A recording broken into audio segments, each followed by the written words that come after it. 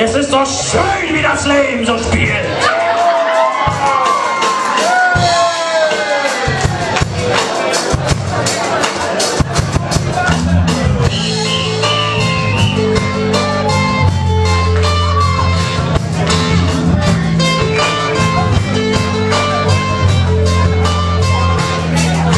Er sitzt an seinem Schreibtisch mit einem Bleistift in der Hand und er lässt sich inspirieren von seinem Leben und dem Land.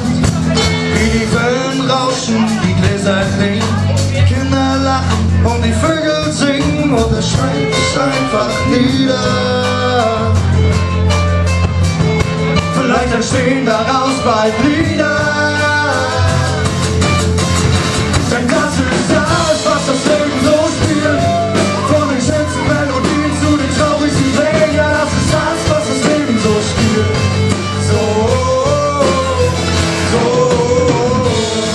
spielt. Was das Leben so spielt. Er liegt auf seinem Sofa und schreibt Noten aufs Papier. Und er trommelt an die Lehne und er setzt sich ans Klavier.